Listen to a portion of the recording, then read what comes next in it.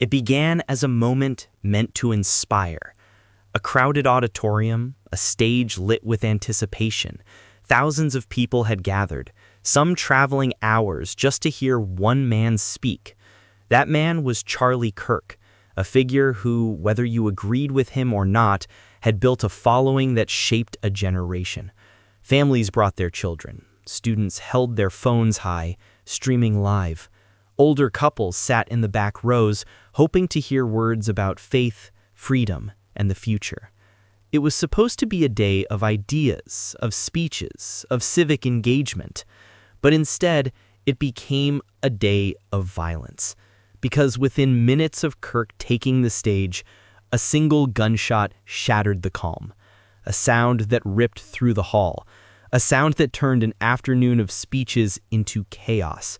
Children screamed, parents threw themselves over their kids, people stampeded toward the exit, some falling, some trampled in the rush to get out.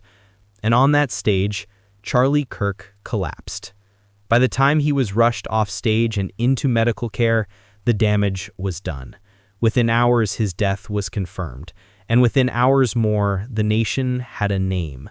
Tyler Robinson, 22 years old, a university student, a young man suddenly branded as the face of one of the most shocking political shootings in recent history. His image in handcuffs was everywhere, across major networks, plastered online, filling every headline. The story seemed simple.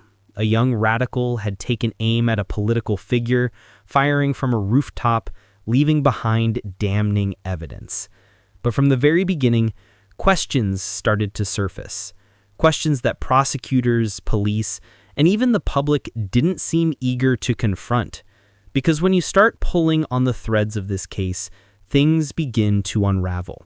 Forensics, eyewitness accounts, and medical records reveal details that don't fit. Details that, if true, could mean something terrifying. That Tyler Robinson may not have fired the fatal shot. That someone else, someone still unidentified, could have been much closer to that stage.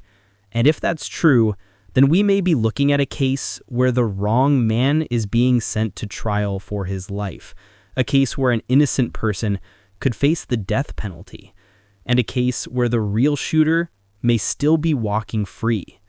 So tonight, we're going to confront what investigators haven't told you.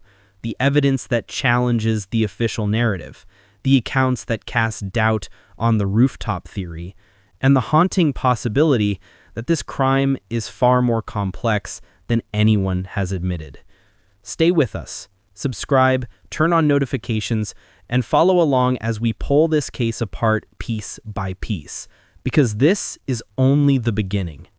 September 10th, 2025, Utah Valley University. It was just after 12:20 in the afternoon when Kirk walked on stage. The hall was packed, thousands of people in attendance, every seat filled, aisles crowded, the energy charged. He began speaking about politics, culture, and the values he believed in. Phones were out recording every word. Some live streams captured his final moments. Those videos, later shared across social media, would become crucial in piecing together what really happened.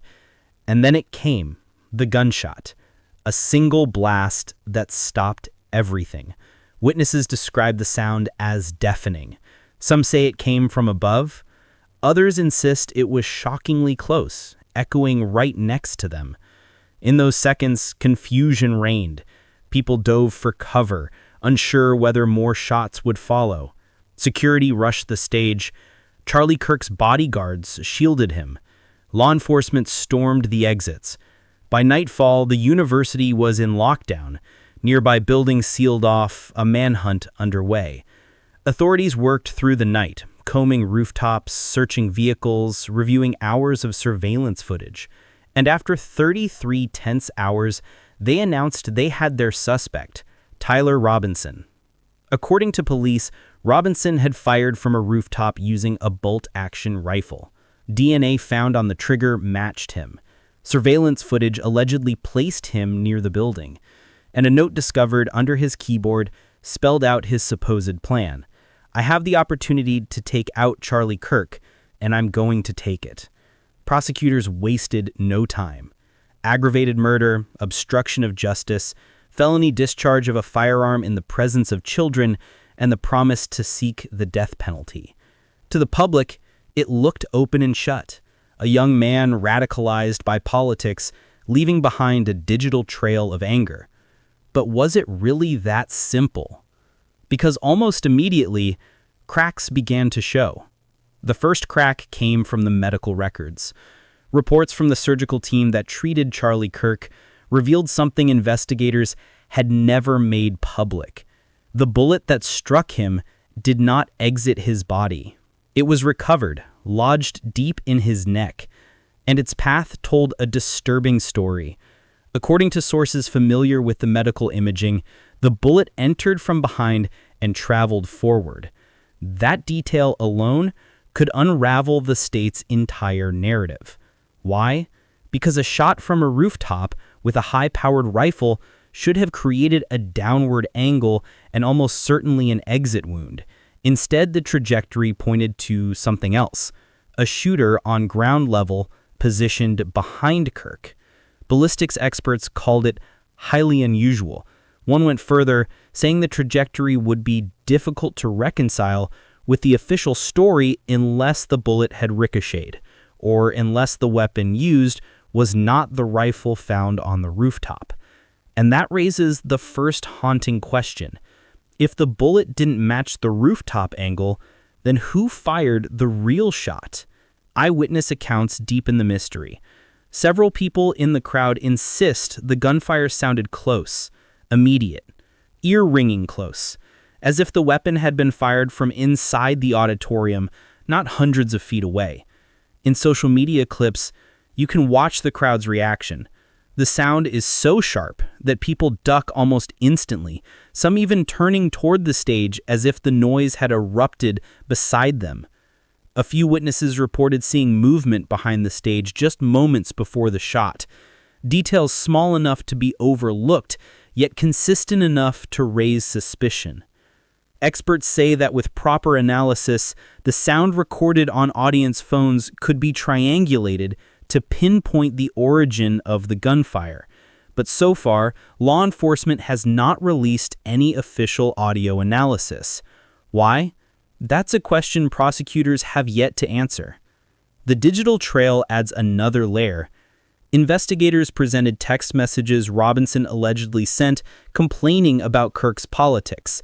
They pointed to a note discovered under his keyboard, and they argued that his online history painted the picture of a man ready to act. But defense attorneys are already challenging this. They suggest the evidence could have been planted, that someone knew about Robinson's frustrations and used them to frame him. Think about it. If you wanted to deflect suspicion, wouldn't you pick someone already known for criticizing your target? Wouldn't you ensure police found messages, notes, maybe even fingerprints to link him? That possibility is chilling, because it means the real shooter could have deliberately shifted the spotlight onto Robinson, making him look like the perfect suspect. Outside the courtroom, the case has divided the nation. For Kirk's family, this is personal. They want answers. They want justice.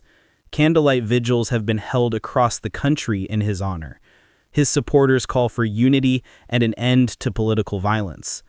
But outside those same courthouses, protesters gather. Some demand harsher penalties for political killings. Others warn that rushing to judgment could destroy an innocent man's life. And now, with the trajectory evidence raising doubts, the trial faces its biggest test. If the bullet shows a close-range shot from behind, how can Robinson, stationed on a rooftop, be the killer? If that contradiction holds, the state's case could collapse. And if it collapses, then the real shooter is still free. This case is far from over. The courtroom battles are only beginning. The evidence is contested, the witnesses divided, the forensic details haunting. And through it all, one question echoes louder than any other. Did law enforcement get the wrong man? Because if they did, then an innocent life could be destroyed, while the real shooter slips further into the shadows. This is the story we'll continue to follow. Every detail, every testimony, every twist. So stay with us. Subscribe, turn on notifications, and the full truth has yet to be revealed.